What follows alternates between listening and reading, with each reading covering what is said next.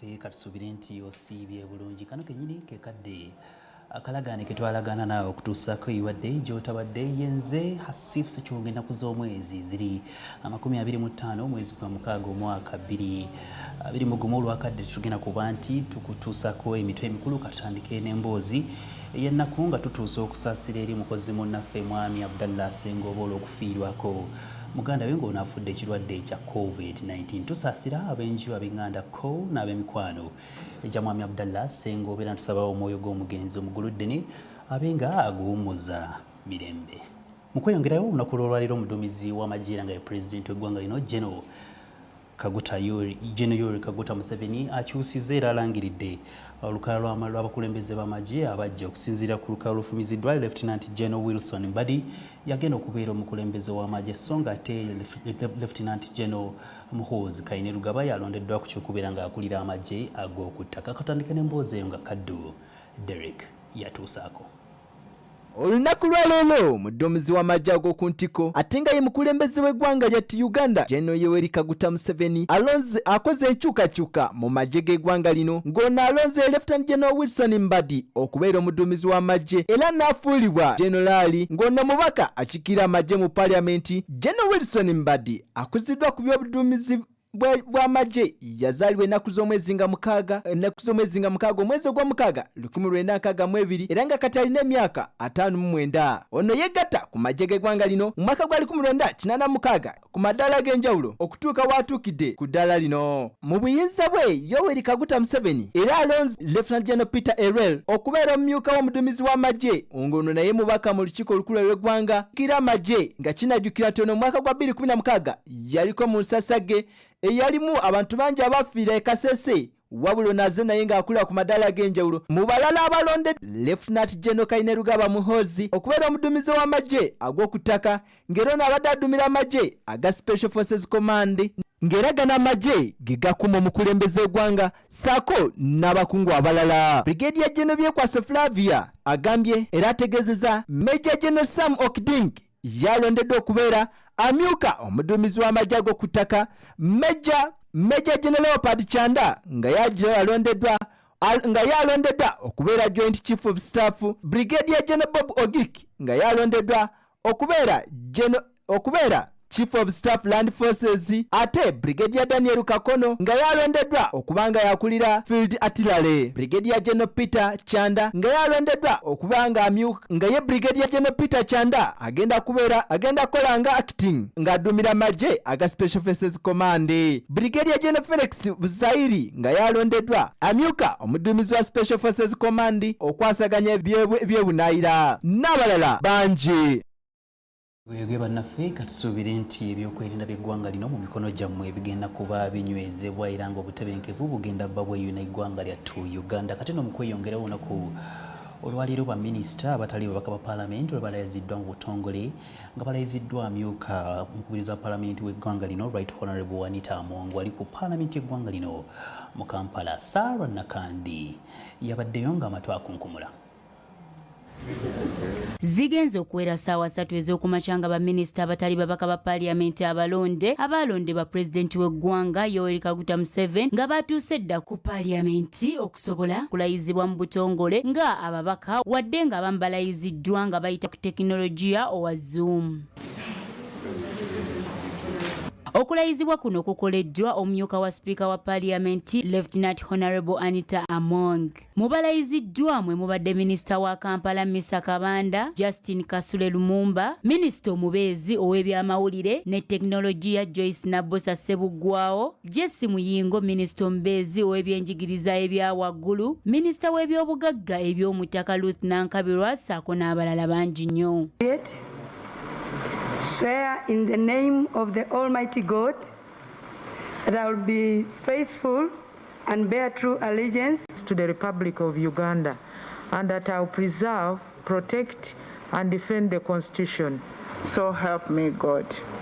I, Dr. Ruth Nankabirwa Sentamu, swear in the name of the Almighty God that I will be faithful and bear true allegiance to the Republic of Uganda and that I will preserve, protect, and defend the Constitution.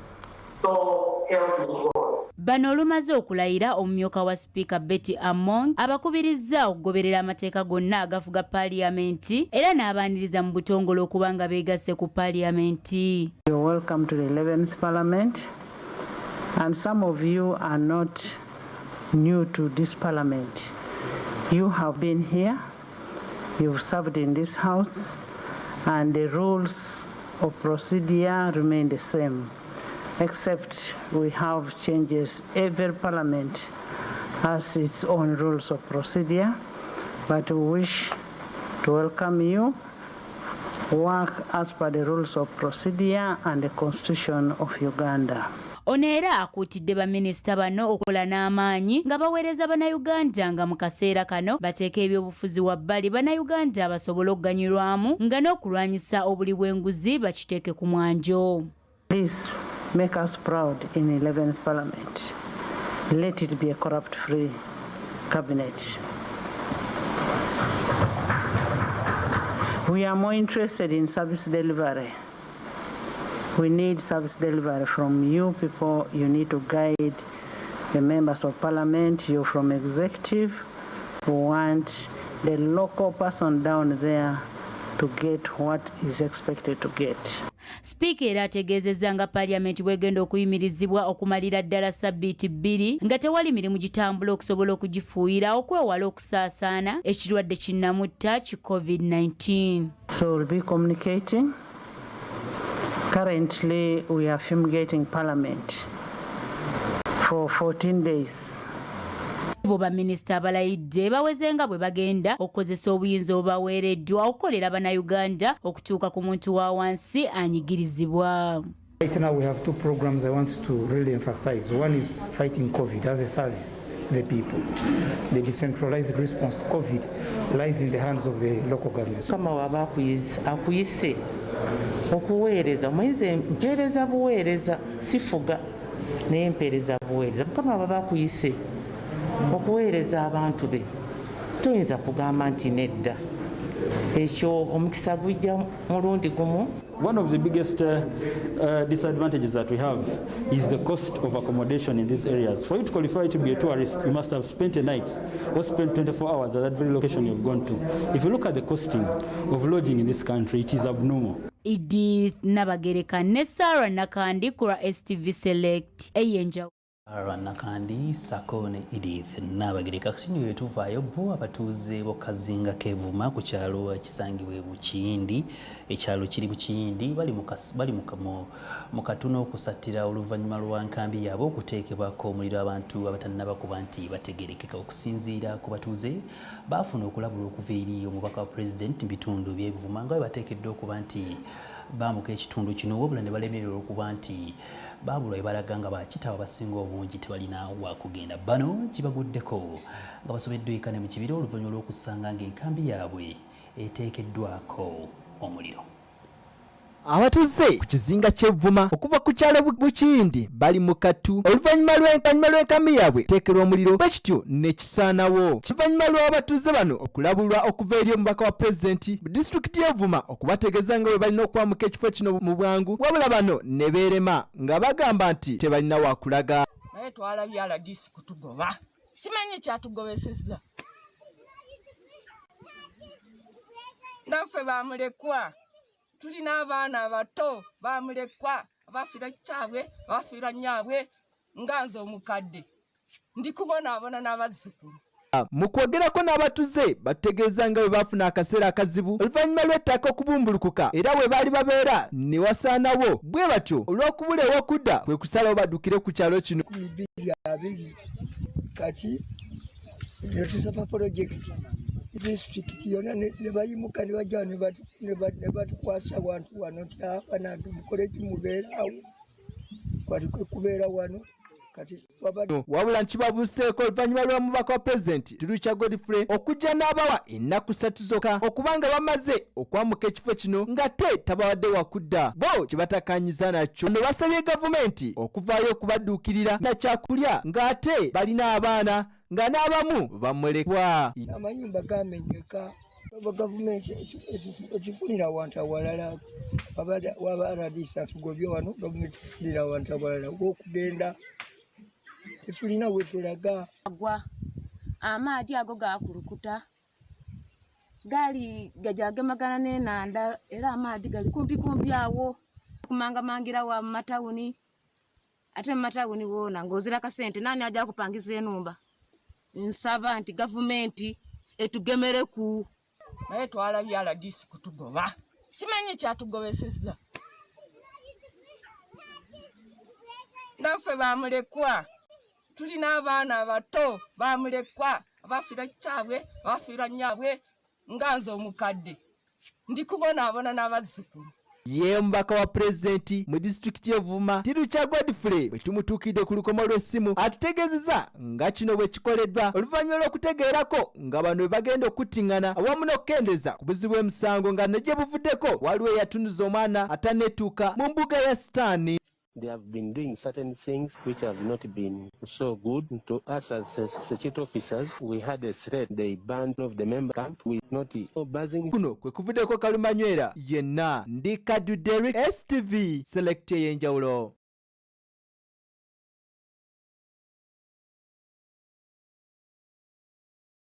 President w'eggwanga lino His Excellency Yoweri Kaguta Museveni okulangirira omuggalo gw'ennaku 42 weddu abantu ab'enjawulo ndala mu bibuga okwetooloola eggwanga lyonna bakwatamu ebyanguwa ne boolekera mu byalo wabula kino kiriiseewo okweraliikirira eri abo abasawo bali mu malwaliro agali ku mutendera gwa Health Center 3 mu byalo eby'enjawulo okufuna obweraliikirivu olw'ensonga nti ebikozesebwa mu malwaliro tebikyamalira ddala balwadde okusinziira ku muwendo gw'abantu abeeyiye mu byalo. Kino nno kiddiridde Meya wa Town Council y'e Nakifuma Issa Nvule okuubako olubu lw'ekigere mu malwaliro ag'enjawulo mu bitundu by'e Nakifuma okulaba embeera nga bw'eyimiridde wabula kimuguddeko ng'asanze embeera eriyo eyungulaziga.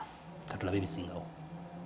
Ku ddwaliro lya Nabalanga Health Center 3 mu Town Council y'e Nakifuma Naggalama embeera gye tusanzeeyo ebadde tewoomesa na kabuululu.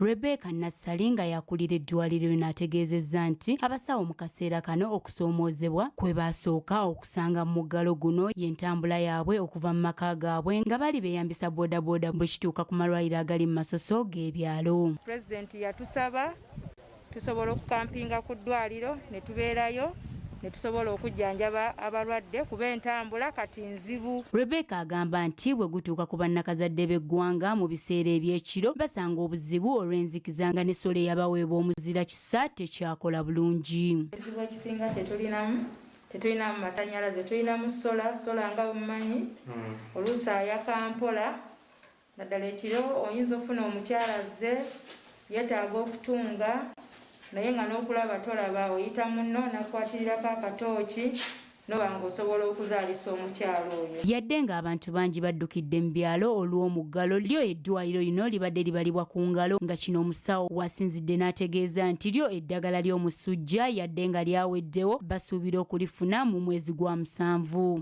Baleetanga 31 omwezi ogwokutaano tusuubira eddagala balyalireeta mu August. Go amazzi mu ddwaliro lino yadde nga lizaalisa abasawo bagajja ku nayikonto eri ku kyalo kino ng'agasola agaali gabaweebwa ekyuma ekigakuba kyabbibwa. Abasawo amazzi bagajja eyo ku nayikonto ezituliraanye gye bagajja tankisi ezo kubanga zo zaali zisundibwa nga tezikolera ku nankaniko ku gundi ezo ku mabaati ago kakati tankisi ezo zitaatuyamba kuba temugenda mu mazzi naye ng'abasawo amazzi bagajja mu nayikonto ezituliraanye ekizibu ennyo okufuna amazzi ag'abalwadde abasawo ge bakozesa n'agaabwe. Debola Nakabugo atwala ebyobulamu ku Town Council y'e Nakifuma Naggalama wano wasinzidde n'alaga okutya ku mbeera gye basanze mu ddwaliro lino. Bw'otunuulira sitoowa y'eddagala tugeze gye bateeka eddagala erijjanjaba abantu sitoowa temuli ddagala lya musujja. Ye amyuka akulira eddwaliro lino Mustafa Kayondo ategeezezza nti okuva Nakifuma we lyafuuka Town Council eddwaliro lino kyali kisaana lisuumuusibwe okutuuka ku ddaala lya Health Center 4 kubanga lifuna abalwadde abasukka mu 2,000 awamu n'abafunye obubenje kyokka nga ku mutendera gwe baliko tebasobola kubakolako nga n'amacupa g'amazzi bagabateerako wabweru ku mikeeka nga ne ambulensi babadde beeyambisa takisi. Batwetera ba accident baali bana era nabatungira awo ku musubi ecupa nazibateerako awo kati mu era gye tulimu eya covid omwezi tukyasobola muteeka wano kubanga empewo eba teyingira emala oluusi okuba essimu ne bagamba eminesi egenze Kampala nga tejjagirinda ekomewo so oluusi tuyambagana Uganda naye singa omulwadde abazze nga yali mu critical situation kiba kisa kya Mukama kubanga gweomuwaako first aid omwali n'omubuulira nti weeyongereyo kati awo okuva ku ddwaliro ogenda gy'omurefalinze ebeera kosti ya mulwadde. Tulina abatakisi tebali tukozesa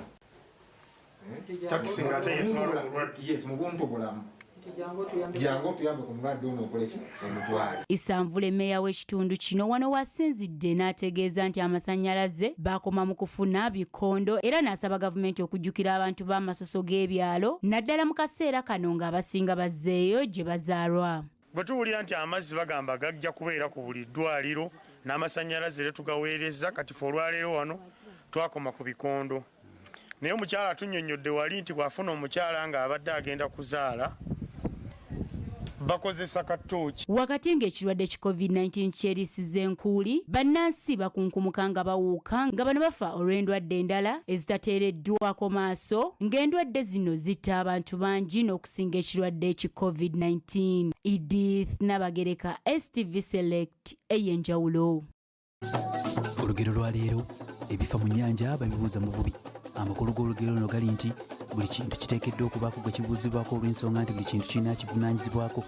Ebiseera ebisinga abantu ab'enjawulo beerimbika mu bintu eby'enjawulo ebatasobola olwo ne baleetera ensi ssaako n'abantu abalala okugwa mu kabi.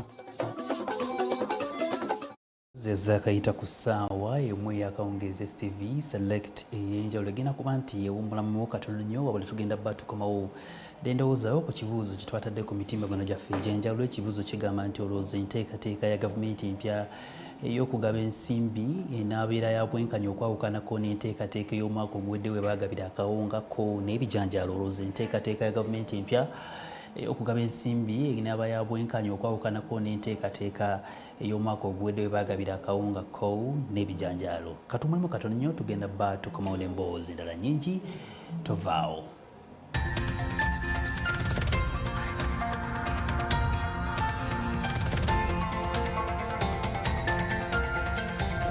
Kayita ku ssaawa emu ey'akawungeezi ka leero yenze Hasifu Sekiwunga kitundu kyakubiri kya Select ey'enjawulo. Twagenza okuba nti tuwummulamu twakolekedde ekibuuzo kigamba nti olowooza ekya gavumenti okugaba ssente ekifo kya kawunga kinaabeeramu obwenkanya. Ekibuuzo kyabadde kigamba nti olowooza ekya gavumenti okugaba ssente kinaabeeramu obwenkanya. Kale tugenda kuba tusoma endowooza zammwe ezo eziguddewo ekitundu ekyokubiri nga tutandise ne mwami Tamale Daniels Emanyama Mawogolanga onava ku mukutu gwa Facebook agamba nti kyandibaamu obwenkanya kasita buli omu agenda okufuna ssente kuba luli akawunga tebaafuna abantu so nga ate ssente ze basonda ne bazibba Uganda zaabo. Bw'atyo bw'alowoozezza ate ye Mbabazi Ruth naye ng'ava ku mukutu gwaffe ogwa Facebook agamba nti kituufu nnyo no yakkiriza bukkiriza. Ate ye Isaac Katongole nga naye musonyi mukatono ye Isaac Katongole nga naye ava ku mukutu gwa Facebook agamba nvumbi okweyunza, let's all put our efforts together tubanje well equipped hospitals, that's all we need kati. Kale ate ye Onyango Samuel nga naye ava ku mukutu gwa Facebook agamba sincerely this is quite fair compared to the distribution of food which the government did not give to everyone. I support it, but conditions should not be attached when helping the needy people. Bwatu ye bwalowoozezza olwakadde katusembireyo mwami Roger Nim Rogers nga naye ava ku mukutu gwa Facebook agamba nti bo abo bagenda kuba nti bazeegabira. Bwatu bwalowoozezza ku nsonga eyo sigala ng'okyaweereza endowooza zo ku mukutu gwaffe ogwa Facebook, Instagram, Twitter saako ne walala wonna endowooza yennyini esobola okuba nti eyambibwa wakati mu kukulaakulanya eggwanga lino. Kati nno wetweyongerayo oluvannyuma lw'omukulembeze w'eggwanga, kati nno wetweyongerayo Prime Minister omulonde Right Honourable Robin Nabbanja avuddeyo n'ategeeza bannayuganda okubeera abagumiikirizako n'okubeera abagumu ku nsonga eno yennyini gye twakavaako ey'okugaba ya gavumenti okugaba ssente ng'eyita ku mikutu egy'amasimu egimikiddwa nga mobile money. Okusinziira ku Right Honourable Robin Nabbanja agamba nti ku mulundi guno wagenda kubeerawo enkyukakyuka nga n'obwenkanya bugenda kuba nti butunuulibwa. Ssente twasazeewo nti tubiyise mu cabinet. Yes, tuveeyo nga tulina nga kiyise ekyenkomeredde mu structure yennyini nga bwe nabagamba tujja kubabuulira tewali kye tujja kuleka. We are a transparent government. Mu kwogerako n'abamu ku bantu ab'enjawulo ku nsonga y'ensimbi zino, bano batuwadde endowooza zaabwe ku ngeri gavumenti gye yandikozeemu okusobola okugaba ensimbi zino. Ekyokuteeka ssente ku ssimu nti bagenda ziwa abanaku bagamba mbu bagenda bategeera batya. Ekyogamba mbu essimu eyali egenzeeko emitwalo 10 tegenda funa ssente ezo, kitegeeza kitewali ssimu etagenda nko mitwalo 10. N'embeerera eri ayiwa kawunga teyasobola kuvaamu bulungi, nejja neesuubiza leediyo ezo zaabula. Kati n'ebino ebyogamba okuwa abanaku era bagenda kuddira balaba abanene oba abagagga bebagenda okuwa. Enda kikola batya nga n'olwasooka bakyogerako mu nkola ng'eyo era ne bagituukiriza ate nga ssente baziyisa mu bajeti. Ate bo abamu ku bantu betoogeddeko nabo bennyamivu olw'ekikolwa kya gavumenti okulowooza okugabira bannayuganda ensimbi mu kifo ky'obbagabiramu emmere nga bategeeza ng'ensimbi zino bwe zitasobola kumala bannayuganda okutuusa ng'ebbanga ly'omuggalo liweddeko. Abantu kati so nebino bye basuubiza nayo tebijja kutuukirira. Kiki bandibadde bakola babaddamu ne bawa akawunga nga bye bakagaba lisi omuntu omu yafuna kyasi nekino ekya ssente kyo kizibu nnyo. Bano basabye gavumenti okusala amagezi amalala kuba emikono mingi ensimbi zino mwe ziyinza okuyita ekintu ekiyinza okuviirako abamu ku bo okuzeddiza ensonga ebaviiriddeko okusaba gavumenti okubaguliramu akawunga n'ebijanjaalo nawankubadde ng'abamu ku mulundi guli eri tebasobola kafuna. Gavumenti eno erimu abayaaye bangi oba kambayita ababbi bandibadde baleeta obuwunga bwe bagamba akafunye n'akafuna naye kyo ekya ssente abazitunuulidde bangi mu gavumenti ya Museveni eno. Abantu tebafuna kawunga, nange saakafuna. Kati kijja ku ky'essente. Kati ye pulezidenti, ye nga pulezidenti ye atoola ssente ze kale nawe abantu bagabire ffe abanaku naye ssente zibulira awo. Mu kwogerako n'abamu ku bakulembeze b'omu katale kano ak'akafumbe Mukasa bakkaatirizza ensonga ya gavumenti okusigaza ensimbi zino esobole ozzeyambisa mu kugula eddagala okusinga ozziwa bamafiya abeerimbise mu gavumenti olw'ensonga ez'enjawulo nga bwe batunnyonnyola. Omuggalo engeri gye guli munene, gavumenti yandikutte ssente ezo n'egula eddagala, n'egema abantu ne batandika okwambala masiki ne bakomawo ne bakola emirimu gyabwe kuba balina bye basobola okulabirira. Ezo ssente ekyandigabiddwa kandibadde kawunga na bijanjaalo naye nabyo tebyatuuka ku bantu abalala kubanga namba esinga teyafuna kawunga. Akawunga be bakagaba baakeza kati n'olwekyo nze. Mu buufu bwe bumu bano beemulugunyizza ne ku mitendera gavumenti gy'erowoozaako gyegenda okuyitamu ng'egaba ensimbi zino kubanga ziyinza okuviirako abantu bangi okusobola okufuna ensimbi zino ng'ate zisobola okubayambako okumala akabanga. Olw'ensonga zigenda kufunibwa abantu ab'olubatu kubanga tosobola kugamba nti ogenda kuweereza abantu emitwalo 10,000 naye yali afunye ssente ku mobile money ezisukka mu mitwalo 3 tagenda kufuna ssente. Toyinza kukkiriza mu mmotoka ezireeta ebyamaguzi n'ozikkiriza okuyingira ate ffe abagenda obbigula ne mutuggalira ebweru. Ani agenda obbigula? Gavumenti yanditukkiriza ne tukola Kinajjukirwa nti ku muggalo ogwasooka okulangirirwa omwaka oguwedde COVID-19 we yasookera okujjira ddala mu ggwanga Uganda, omulundi ogwasooka gavumenti ya kuno ng'eyambibwako n'abantu ab'enjawulo yavaayo negabira abantu emmere esobola okubabeezaawo naddala mu kaseera akakatyabaga, wabula ku mulundi guno bazze n'enkola empya eno nno nga yakugabira bannayuganda ssente okusobola okubayambako okugula ebyetaagisibwa. Okusinziira ku bantu ab'enjawulo be tusobodde okwogerako nabo wanene mu katale kakafumbe Mukasa, batutegeezezza nga ensimbi gavumenti zegenda okugabira abantu we zitalina kye zisobola bakolera, wabula abamu ku bo ne basaba gavumenti okukozesa ensimbi zinene okubagulira eddagala basobola okwegembisa ekirwadde kya COVID-19. Doreen Josephine Nachiwala, STV Select A. Kuruta abadde minisita wa General Duties mu yafeesi ya Ssaabaminisita olwaliiro awaddeyo yafeesi ye era n'akwasa minisita omupya omulonde ku nsonga za General Duties kuno yabadde Ssaabawandiisi w'ekibiina kya NRM Honorable Justin Kasule Lumumba. Honorable Mary Kororo Kuruta yabazizza President w'eggwanga lino His Excellency Yoweri Kaguta Museveni olw'okulonda Justin Kasule Lumumba ku kifo kino ng'ono agamba nti ekifo kino ono akisobolera ddala.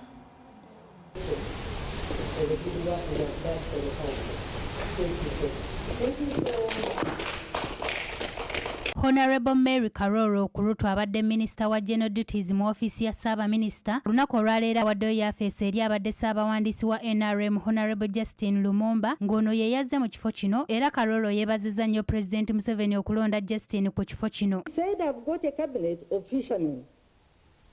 You know, for us who like gender neutral language, even though it is not in the Bible, I said I wish he had said also fisher women, but it's not in the Bible. But that's a pregnant paint. Karola atotoledde Lumumba obuvunaanyizibwa bwe mu yafeesi eno nga kw'otadde ne byalina okukola nga muno mw'otadde n'ebyo byabadde ateekateeka okukola byasaanye obutabuusa maaso. One of your biggest tasks here is coordinating government programs. Because usually we have a problem. Each ministry wants to protect its staff, but your role is to make sure that the entire government is coordinated. Ono yeebazizza nnyo abantu abakolaganidde awamu naye wabula n'abasaba okusigala kye kimu ne ku Honorable Justin Lumumba era n'abasuubiza okukolaganira awamu nabo singa wabaawo obwetaavu bwonna. I never found a single blemish on any of them. Timekeeping. You don't even have to lecture them. You have to be in office at this time. No. They are there. They are committed. They are focused. I want to thank you people. Wherever I am, and of course, I already got out my pen to write, I acknowledge you.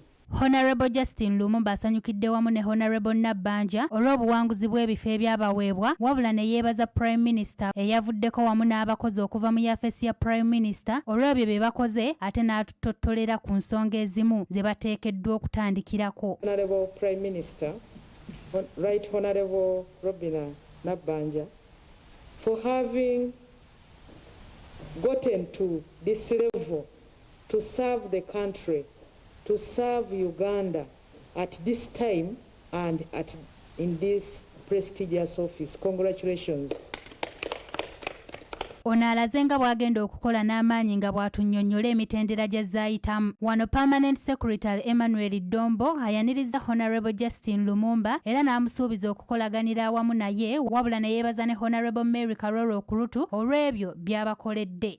So Honorable Justin Lumumba, you're very much welcome to the office of Prime Minister. If I may say, this is your home because this is where you have been before. We are very much welcome. We know in you. Ate ye Robina Nabbanja Prime Minister omulonda ayaniriza Honorable Justin Lumumba Kasule n'alaga obugumu bwaliko bw'abanga agenda kukola naye kuba amwesiga engeri gye kiri nti bazze nga bakola bonna.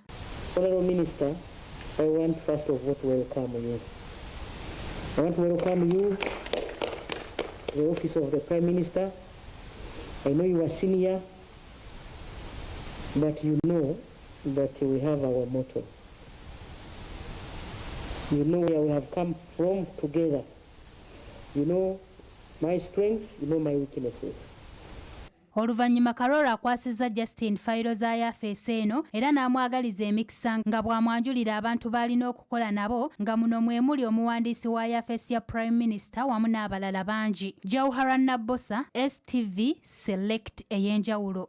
Walinyo munnaffe olw'emboozi kati wali omusumba amanyikiddwa nga Sunday Charles ng'ono kati we twogerera bino atemeza amabega wa Mitayimbo oluvannyuma lw'okukumpanya ensimbi eziwera ddala obukadde 2 bw'eddungu n'azikumpanyiza ku kibiina ky'obwegassi ekya SACCO eky'abakozi b'omasaaluni bitundu eby'embala kati n'okusinziira ku bakinyooza bwera ddala 6 bw'eddu bali mu kasattiro bakinyoza bwera ddala 6 bw'eddu bali mu kusattira oluvannyuma lw'ensimbi zaabwe zibasuubira okuba nti zisobola okuba nti zibataasa mu mbeera eno ey'omuggalo ng'embeera si nnungi n'akamu n'akeddagala so nga ate omusumba ono ensimbi zaabwe yazeezibika dda. Ono atemeza amabega y'Emitayimbo nga poliisi bw'ekolawo okunoonyereza. Omusumba Sunday Charles abadde asumba mu kanisa ya Unveiling Christian Ministries era abadde ssentebe wa SACCO y'abasaaluuni abeegattira mu kibiina kya Mbarara City Saloon Operators mu kibuga Mbarara akawaŋŋamudde bw'afezze n'aggyayo ssente z'abammemba bonna mu bbanka oluvannyuma lw'okujingirira emikono gy'omuwanika n'omumyuka wa ssentebe. Mu kiseera kino abasaaluuni bali mu kusattira olw'ensimbi ze bamaze ebbanga nga batereka okwekulaakulanya okukumpanyizibwa omuntu omu ate gwe babadde beesiga kubanga oluusi abadde abagumya n'okubaliisa ekigambo kya Yesu Kristo okulaba nti abadde mufere. Tufiira maani munonga okushanga omuntu ari pasita ari omwebembezi w'ekanisa kandi ayesherekiremu atari nka pasita ari okukora ebitakwija okurya esente ziitu z'ekibiina z'abasaaruuni kandi ninteekateeka ngu n'obwebembezi bweye bw'ekanisa tuburuho n'omushega ogwesherekera omu ntaama kuzicwekereza kuzimaraho. Twabambaje abadde muwandiisi w'ekibiina ategeezezza nti babadde tebasuubira musumba ate munnaabwe abadde akolera mu saaluuni ya UCM okubayitamu akanaana n'akumpanya ssente z'abammemba. Eno ye saaluuni ya pasita gy'abadde akoleramu nga bwe tuba tubadde tumwagala tubadde tumusanga wano nga tuleeta ssente azewandiikira wano kale eno ebadde eringa ofiisi ye abadde akoleramu emirimu gye egya saaluuni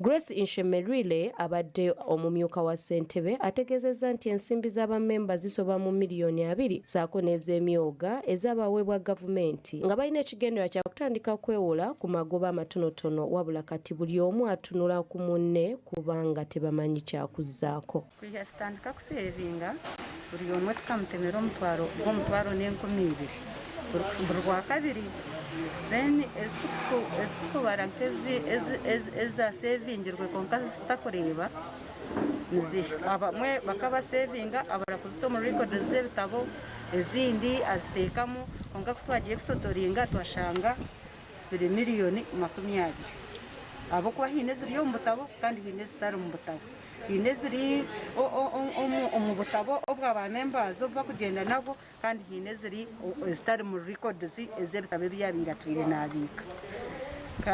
Ekindi bamembazi barahaki kutwihamu amiisho habwokuba nibamanya ngu nitwe bebembezi baabo kandi nitwe twabapromisingire okubakorera gye hati nibareeba titiine ekitukozire omushaija yatwibire nikwebere bityo. Oluvannyuma lw'okugulawo omusango ku poliisi omusumba yakwatiddwa era nga kigambibwa nti yakkiriza okusasula ssente wabula n'ategeeza nga bwe zaamufaako ng'ayagala bamuweeyo akaseera azinoonye bammemba kye bagaanye nga baagala azireeterewo. Obwire obwitwe nk'abantu ba saaluuni turi kubi munonga ab'okuba tube twarundiine sente ziitu ezikushika miliyoni nka 20 n'okushoba konka kitangarize munonga tugenzire kwihayo sente ziitu ezo tukashanga ngu chairman akafoginga emikono zoona yazihayo yazimira wenka buzima itwe abamwe ntubasa kugezaho konka tuyina abantu ababiire nitukora nabo abo kusiimura za saaruuni abo kunabisa ba customer baitu bo bari kubi munonga almost twena turi kubi munonga era tugerezeho na kuronda RDC ngo tumusiye nshonga nkezi konka kituburire nitushaba ngu abamateka batuyambe. Abamu ku bammemba bategeezezza nti bali bubi olw'omuggalo ne balajjanya bekikwatako okubayamba. Saloni yange enyirire naye omusajja sente zange zonna yazibye naye ndaba poliisi bali awo batubuzaabuza radio ogenda wa RDC akugamba genda wa kamisana n'otuukayo agamba tegenda mu ofiisi eno ate omusajja tulaba nti no bagala muyimirira agenda afuluma agende wabwena nga tatwale n'ekikumi so tuli awo bitusobedde so kye mutuwa obuyambi tulabike nti no tufune kye tulya kozi senaffe tetumanyi kye tugenda okukola mutuuke ku buyambi basajja mmwe naddala Presidenti RCC ademu yekube ku mutima batuwe ku buyambi basobola okutuwa kawunga bakatuwe koze ebyesente byaganye naye tebyaganye lwansonga ekibiina kyaffe kiri registered kiina certificate basobola okutwongereza mu esente endala ne tuwongera mu esente endala ne tukola ki ne tubeerezaamu n'obulamu bwaffe obw'omu maaso. Pastor Willy Tumwine akulira ekibiina ky'abasumbe kya Pastors Fellowship avumiridde ekikolwa ky'omusumbe yandibadde ekyokulabirako ate okubeera omulyake n'alabula abasumbe okwewala ebintu ebiyinza okubaswaza. Ngeyo ebaddewo omusumba gy'akoze ekyokusookera ddala ng'ekkanisa tugivumirira kubanga ng'abantu ba Katonda Bayibuli Yesu yatugamba nti ffe tuli musana gwa nsi abantu balina kulabira ku ffe ensi inakulabira ku ffe nga tuleme kubanga tubuulira bubuulizi bantu mulokoke mwenenye ate nga tetwenereza ekyo kikyamu ng'abasumba tulina okwegendereza nnyo ebintu ebintu tuteeka mu mitego egifaananako bwe gito kubanga ogwo mutego. Kati abasaluuni balindiridde kkooti okutandika okuwulira omusango omwezi ogujja wabula si bamativu ku kya kkooti okukkiriza Pastor Sunday okweyimirirwa. Maria Dana Namiro, STV Select Ey'enjawulo. Obalinye munaffe olw'emboozi eyo ebikolwa ng'ebyo tubivumirira wano ku STV tugezaako okulabika nti tubakubira omulango okukomya embeera ey'okuba nti muli balyake embeera y'obulyake eyo si nnungi so nga ate n'abantu abakola ebikolwa ebyo naddala nga ate mwerimbika mu kyokuba nti muli bannaddiini bamuvubaganya omulimu ogwo. Kale tugezaako okulabika nti tubakubira omulango okukyusa mu mbeera n'okwekuba mu bifuba kuba nti tumaliriza ngezaako okukubiriza okulabika nti ogoberera amateeka ssaako n'ebiragiro ebyateebwawo ekitongole ky'ebyobulamu wakati mu kuba nti tulwanyisa ekirwadde kino ekya COVID-19. Nze naawe tulina obuvunaanyizibwa eri obulamu bwaffe kitwale mu mutwe nti yeggwe amanyi amateeka wekka togendera ku byabalala si lwa nsonga buli omu tayambadde masiki naawe oleme okuba nti ojambala mwewale okuba nti mubeera mu bifo ebirimu abantu abangi totambula nga toteekeddwa kutambula so nga ate beera nnyo ng'onywa ku mazzi buli kaseera nywa amazzi buli kaseera naddala agabuguma. Yenze Hasif Sekiwunga sula bulungi weeraba.